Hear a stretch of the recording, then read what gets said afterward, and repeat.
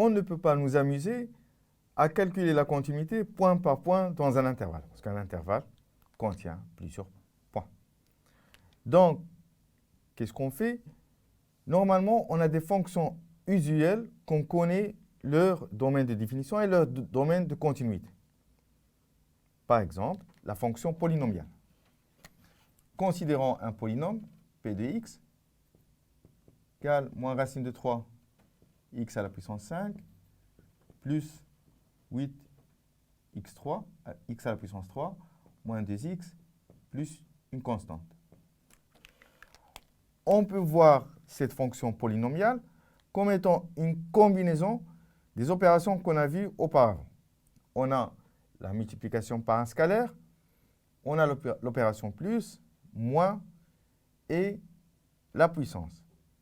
La puissance, par exemple, cinquième de x, la puissance à la puissance 3 de x, à la puissance 1 de x. Donc, cette fonction-là, elle est contenue dans tout R. Une autre fonction, c'est la fonction sinus de x. Le sinus de x, on peut le calculer partout. Donc, le sinus de x, il est contenu partout sur R.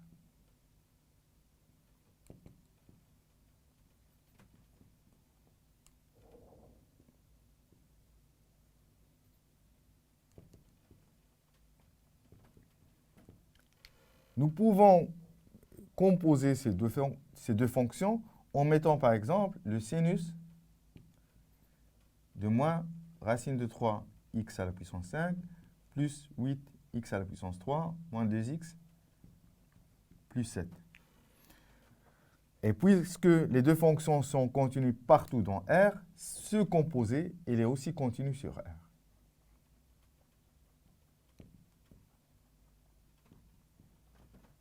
La même chose, la fonction cosinus de x, elle est continue sur R.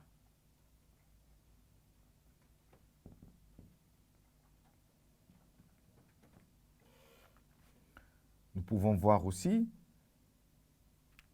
une fraction f sur g, mais à condition que g soit différent de 0.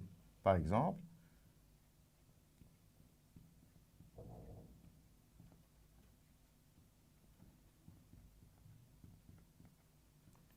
sur x carré plus 5. La fonction qui se trouve au numérateur est une fonction continue, c'est un polynôme. La fonction existence au dénominateur, c'est une fonction continue et différente de 0. Donc, la fonction h de x, qui est la fraction d'un polynôme sur un polynôme, est une fonction continue sur R.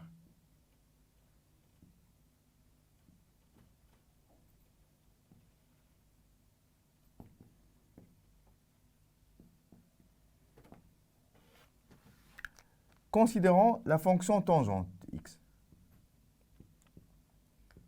qui est un sinus de x sur le cosinus de x. C'est une fonction définie sauf dans les points où le cosinus s'annule. Donc, elle est définie sur moins pi sur 2 plus kpi pi sur 2 plus kpi est une fonction qu'on peut faire les calculs normal.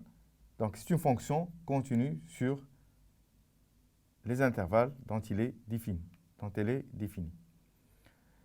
La racine aussi, comme on a vu auparavant, la racine de f, donc racine d'un polynôme,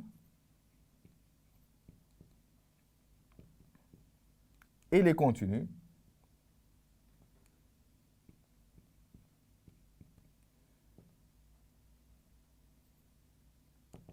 sur son domaine de définition.